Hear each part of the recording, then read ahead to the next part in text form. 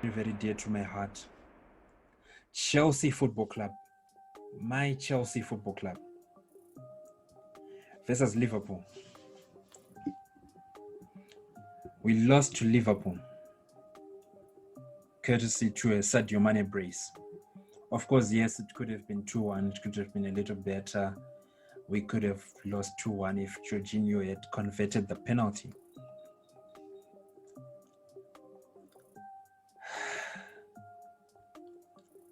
Sometimes I lose words when it comes to Chelsea. It gets me really emotional. Let's take a look at the first goal. No, not the first goal. The first goal could have come, yeah. Let's take a look at Andres Christensen's red card. I've heard a lot of people say, if you were in a situation, what were you going to do? Yes. Maybe pulling down Sadio Mane was maybe a sensible thing to do in the moment, in the heat of the moment, when we look at what happened and the situation that was going on at that particular moment. But I'd like to take people at least 4 seconds before we are in this situation. The replay shows Andres Christensen, Kurt Zouma, and maybe Kepa. The three of them are directly looking at where the ball is. The ball is with Jordan Henderson. They can see that he's going to put it over the top. He's going to hit a long ball. But that's where I put the defending into question. They ball watched. They were not proactive. They did not then think about controlling the space behind them. They only started to react after that ball had left Jordan Henderson's foot. This is the space behind Kurt Zouma and Andres Christensen. They didn't control the space behind them. They started to react after the ball was in the air, and that was already too late, which shows that it was bad defending, which shows that, yes, Andres Christensen ended up in a situation, but he could have avoided that situation if he was proactive. That's the difference when it comes to these games at the top of the table. These games at the top of the league. These games when these big and these top teams are playing versus you. It comes down to the small details. And I say that if had Zouma and Christensen control their space a little bit better, that ball was not going to hurt them as much as it did. And Chelsea going to halftime with 11 men on the pitch, who knows what could have happened. Liverpool is still the better team. They still could have won the game. But going in at halftime, 10 men down, I knew it was game over. But this was further put into chaos by our very own number one goalkeeper, Kepa.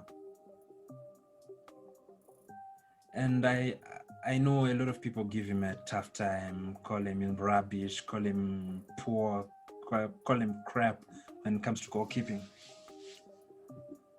But when I look at Kepa's case, I don't think it's an aspect of him lacking any talent. You look at that kid is very, very talented. He's not the worst goalkeeper in that league. He performs like the worst goalkeeper in the league, but he is not the worst goalkeeper in that league. I can say that again. He's not the worst. But he's playing a position where that word that starts with the letter C is very, very important.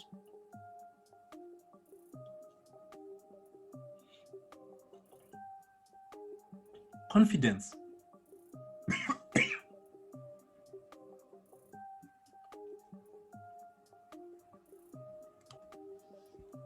Confidence.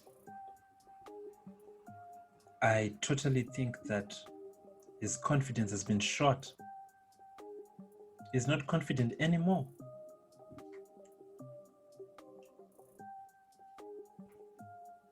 With everything, even the basic stuff he should be doing, basic stuff he should just know how to do. I think he's now at a point where he's just going to second guess himself with any situation that may come. That's the problem now with Kepa. He's going to keep questioning himself time and time again, which is going to lead to more and more and more mistakes. So for the good of Chelsea Football Club and the good for Kepa, I think he should leave. I know maybe Chelsea are going to make it hard for him to leave, because for any club that's going to sign him at the moment, they're not going to sign him for anything close to what Chelsea paid for him. But Chelsea just have to be, how can I put it? They don't have to be cruel about this anymore, because the situation is already cruel enough as it is for Kepa. It's as cruel as it can be right at this very moment. So they should just let him go. Let him leave. You're in talks for another goalkeeper, for a new number one goalkeeper. You should let Kepa leave, because he's not a bad goalkeeper, but in this situation, I doubt it's ever going to get better for Kepa. It's never going to get better. It's going to get worse and worse and worse, because he's lost his confidence. His confidence is shot, and no one around seems to be able to help him.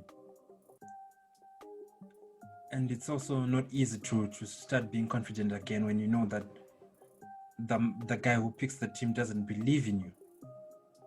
Frank Lampard does not believe in Kepa. It's clear for all to see.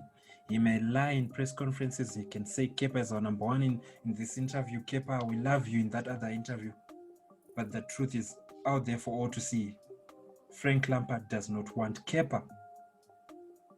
So I think this will be more, the responsibility would be more on Chelsea and Marina to try and help Kepa leave this football club, because the situation has become toxic. And it's toxic for the kid. You might harm his football career right here, right now, when he still has a chance to maybe try and go save himself somewhere. But oh my gosh, at Chelsea, it's never going to happen. He's a mistake waiting to happen. A disaster certainly going to happen when he's playing for Chelsea Football Club. Thank you for watching TK Sports. For more awesome content from this channel, please subscribe. And also engage with us on our social media platforms down in the description below.